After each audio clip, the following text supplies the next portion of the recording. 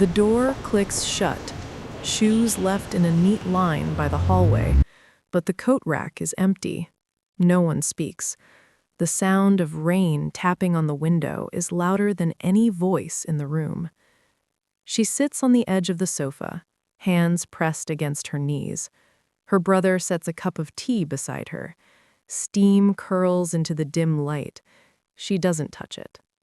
"I thought you'd want it," he says, shifting on the couch. He watches her like he's waiting for something, but she's not looking at him. She doesn't answer. The fridge hums. She opens it, then closes it immediately.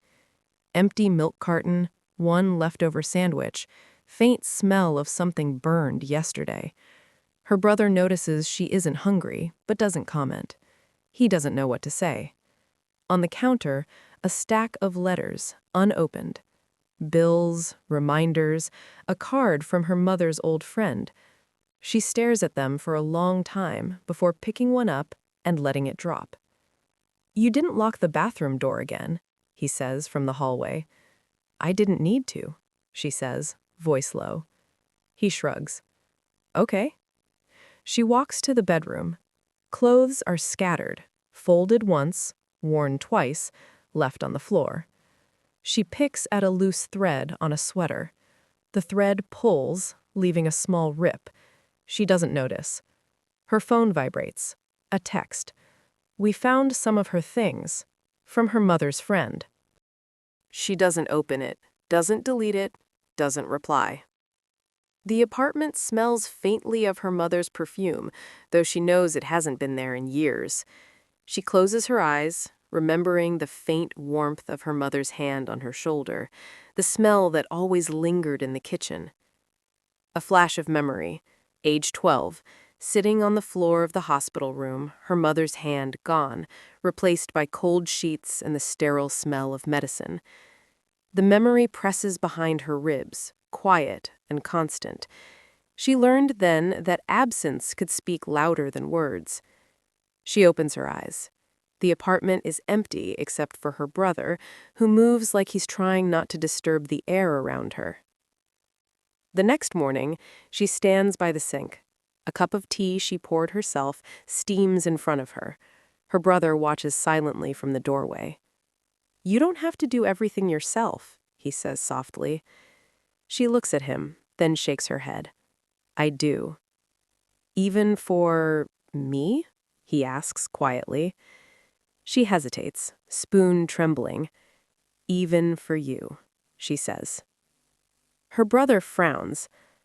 I thought you wanted help." "I do, but it doesn't help," she mutters. The calendar on the wall is crooked. Her mother's birthday is circled in red. No cake, no calls. She doesn't speak of her mother. She doesn't cry. She just notices the empty space where the day should feel heavy. He reaches for her hand. She pulls back just slightly, enough to make him flinch, not enough to make him angry. He sits down, keeps his gaze on the floor. She hums quietly, a song her mother used to sing. It's soft and ragged. He doesn't recognize the tune at first. Then it hits him. It's the song her mother sang when she thought no one was listening. She finishes the line, pauses, and the apartment falls silent. She starts leaving things around the apartment, half-packed bags, notebooks filled with phone numbers she doesn't intend to call, receipts from stores she hasn't visited. Her brother notices, but he doesn't ask. He doesn't know if he should intervene. "I can't follow you," he says one night, voice flat. "I'm not ready." She doesn't answer, just leaves the apartment for hours, sometimes overnight, returns soaked from rain, shaking, smelling of wet concrete. She doesn't explain where she's been. In the kitchen, she stacks the plates. He watches, hoping for a word, a glance, anything. Instead, she hums again, low and distant, a melody that carries sadness without crying. She stands near the window, watching the street outside. Neon lights bounce off puddles. People pass, umbrellas up, laughter echoing faintly. She wants to move among them, but she doesn't. He sits near her, hands in his lap. "Do you ever think about staying?" She doesn't answer. She never answers. The apartment grows quieter, heavier. Every movement she makes feels deliberate, as if she's marking time before disappearing entirely. One morning, she doesn't wake up at the usual hour. He finds her on the balcony, coat in hand, staring at the skyline. "You're not even dressed." "I'm going," she says, voice almost whispering. "Where?" "I don't know," she admits. He steps closer, hesitant. "Can I come with you?" She shakes her head. "No, you can't. I have to do this alone." He watches her disappear down the fire escape, coat soaked, hair plastered to her face. He reaches for the door, but it's already closed. In the apartment, the smell of old tea lingers. The calendar hangs crooked. The cup she left yesterday is cold. Hours later, he sits at the table, staring at the phone.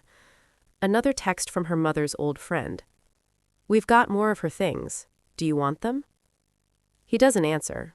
He knows she won't either. Outside, the street glistens with the last of the rain. People hurry past. She walks without looking back, coat heavy, footsteps soft. Somewhere in the city, she will stop, or she won't. He closes his eyes, listening to the quiet apartment. The clock ticks, the hum of the fridge, rain dripping from the roof. She is gone. And she was already gone before they left.